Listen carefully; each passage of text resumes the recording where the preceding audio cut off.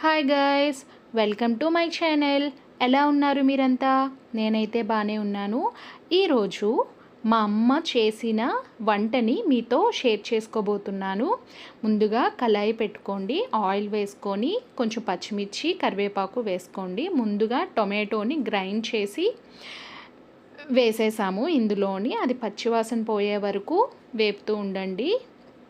ముందుగుండా cut చేసి ఉంచుకున్న పొటల్స్ని కూడా మనం అందులో వేసేస్తున్నాము. అన్నీ మిక్స్ అయ్యేటట్టు కొంచెం మంచిగా కలుపుకోవాలి. ఈ కూరలోకి మేము ఆనియన్స్ యూజ్ చేయట్లేదు. అమ్మ అయితే ఆనియన్స్ తినరు, సో ఇందులో ఆనియన్స్ వేయలేదు. మీ టేస్ట్కి తగ్గట్టు కారం అనేది యాడ్ చేసుకోండి.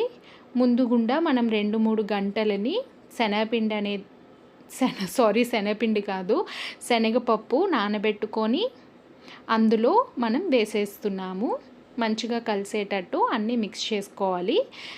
మీ టేస్ట్కి తగ్గట్టు సాల్ట్ కూడా యాడ్ చేసుకోండి. నేను ఇందులో సాల్ట్ వేయడం చూపించలేదు. ఈ కూరలోకి తగినంత వాటర్ కూడా యాడ్ చేసుకోండి. తగినన్ని వాటర్ పోసుకొని అన్నీ మిక్స్ చేసుకొని ఒకసారి అన్నీ సరిపోయలేదో చెక్ చేసుకోండి. మూత పెట్టండి. ఈ విధంగా కొంతసేపు అయ్యాక మనకి మగ్గిపోయి కొంచెం దగ్గరికి వచ్చేస్తూ ఉంటుంది. చాలా ఈజీ రెసిపీ, చాలా మంచిది కూడా ఈ కూర. ఈ కూర వేడి అన్నంలోకి చపాతీలోకి చాలా బాగుంటుంది. చాలా ఈజీ రెసిపీ.